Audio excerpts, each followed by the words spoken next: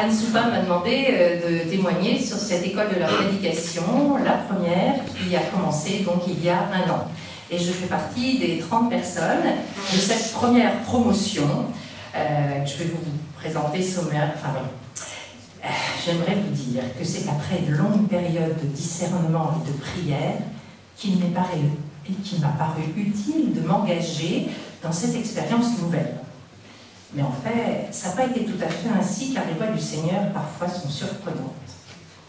J'étais donc allongée sur mon lit, prête à me laisser aller une petite sieste après une semaine dense de travail, trenassant sur ma tablette, cliquant par-ci par-là, quand soudain je tombe sur le courrier de la CCBF et une petite ligne annonçait cette fameuse école de la prédication.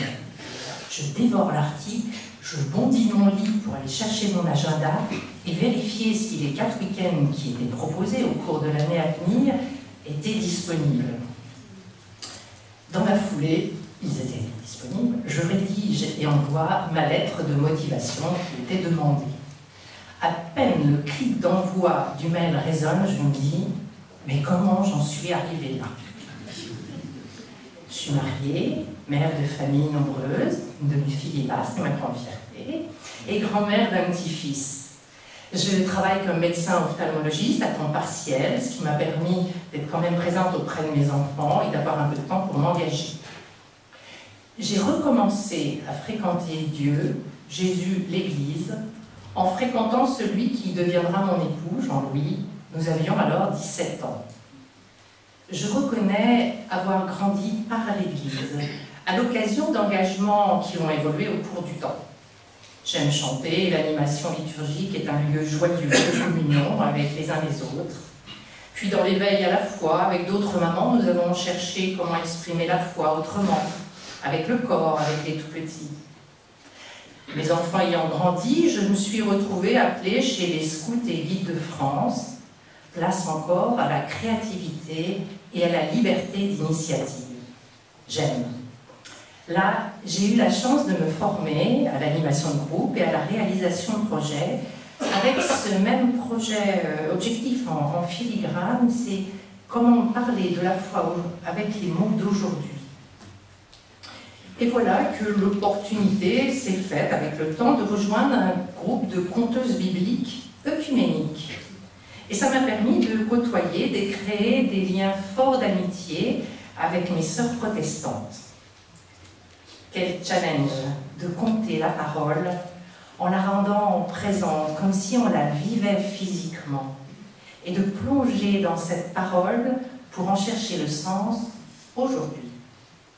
Dans ma vie, le cheval de Troie venait d'entrer, car prêcher chez les protestants, c'est une fonction partagée par les pasteurs et les laïcs. Et je découvrais des femmes, somme toute comme moi, amenées à commenter la parole de Dieu. Le désir venait de naître, de m'engager différemment. C'est à ce moment-là, en 2012, que je fus appelée à rejoindre l'équipe pilote pour construire le rassemblement diocésain sur Rouen, où j'habite, qui s'appelait la force de la parole. Bonheur. L'Église me donnait de rassembler toutes ces expériences acquises au fil du temps, les mettre au service d'un superbe projet, rassembler 10 000 chrétiens autour de la parole de Dieu. Mais voilà que l'événement passé, et bien passé, je restais sur ma faim. Notre évêque, en effet, n'avait pas voulu de commission post-rassemblement pour porter les initiatives, pourtant que la distribution de 8000 Bibles devait occasionner. Et au fur et à mesure des mois qui suivaient, les initiatives ne se bousculaient pas. Je ruminais contre l'Église en général, j'étais en colère et cela me rongeait. Au bout d'1 an, il a fallu du temps quand même, j'en ai eu assez de récriminer inutilement et j'ai proposé à 2 amis de co-organiser une rencontre pour faire le point sur ce qui existait comme groupe de partage autour de la parole de Dieu, puis de proposer quelques propositions innovantes pour dynamiser, voilà, l'esprit de la CCBF, sans que je le sache, soufflait déjà. Il était difficile de ne pas inviter mon évêque à cette rencontre, vu que nous faisions dans la suite du rassemblement qu'il avait initié. Et quelle ne fut pas ma surprise quand à la fin de la réunion, il nous félicita, les 3 organisateurs, de nous être impliqués en tant que laïcs et d'avoir créé une rencontre pour annoncer la parole de Dieu, faisant référence aux conclusions du Concile Vatican II. Qu'est-ce que je retiens de cette expérience? La colère en soi ne mène à rien si on ne la dépasse pas, si on ne se dit pas « mais pourquoi je suis en colère? Quel est ce besoin qui n'est pas assouvi? Et qu'est-ce que je peux faire ?» Souvent, ne suis-je pas le premier censeur de ce que je pourrais faire, en repoussant la faute sur les autres? Et si j'allais voir ailleurs? Non pour partir, mais pour élargir ma vision de l'Église en rencontrant d'autres chrétiens, d'autres croyants, pour revenir et nourrir de l'intérieur ma propre Église.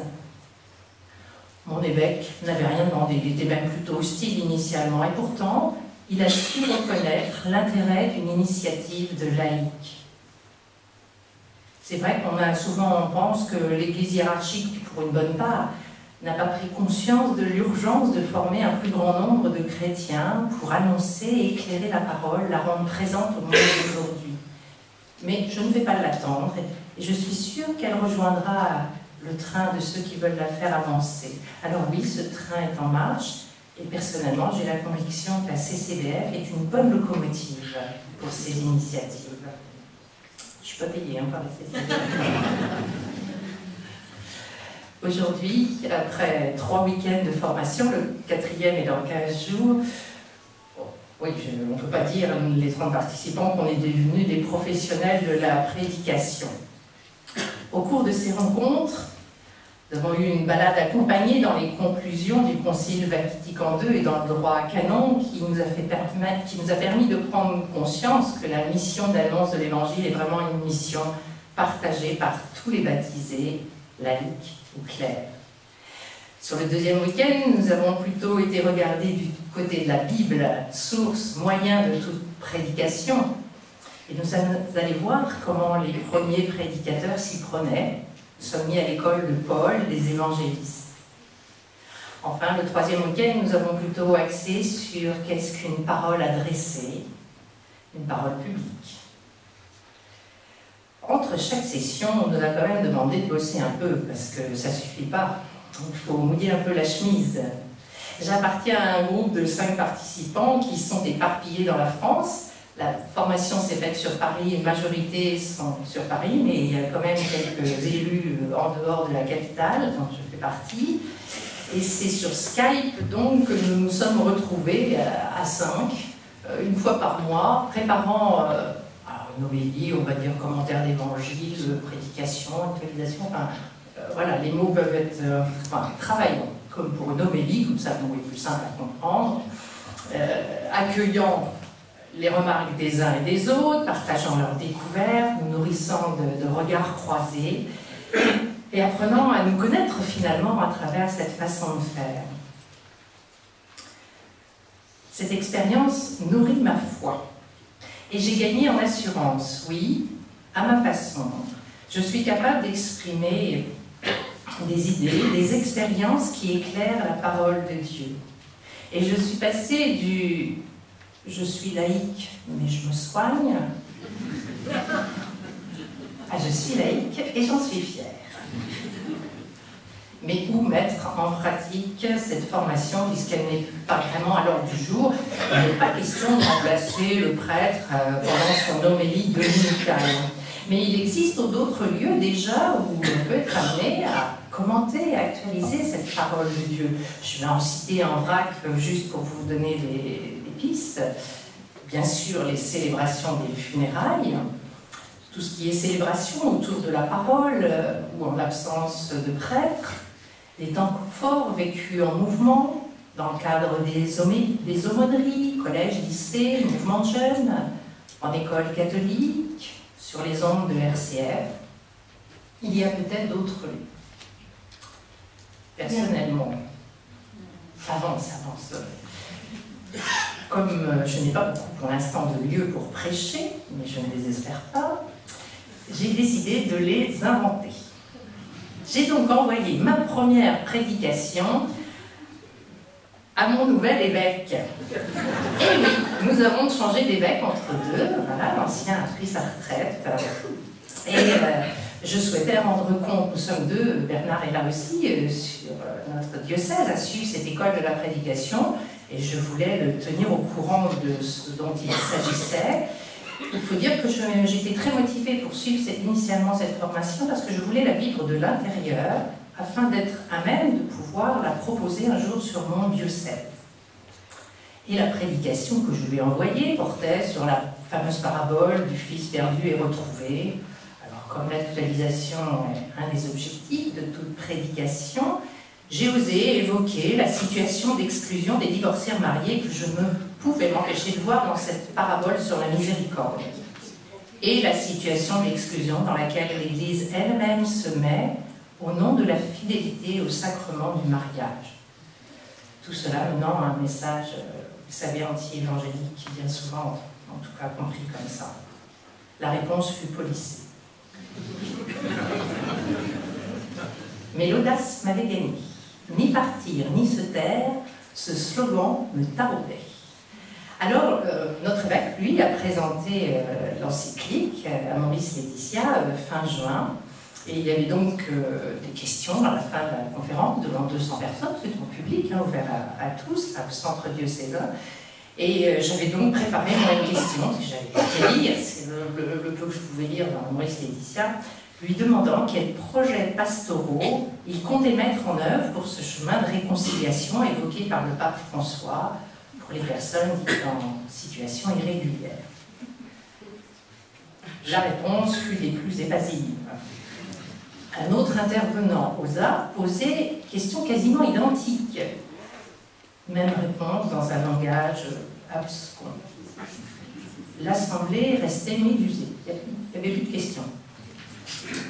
L'été a passé, avec son cortège de douleurs sur notre diocèse, et tout particulièrement le meurtre du père Jacques Hamel. Les choses bougent, et je veux y dire l'action d'esprit. Car cet été, notre évêque a réfléchi, je pense, interpellé, je le sais, après cette rencontre par d'autres personnes qu'il a rencontrées.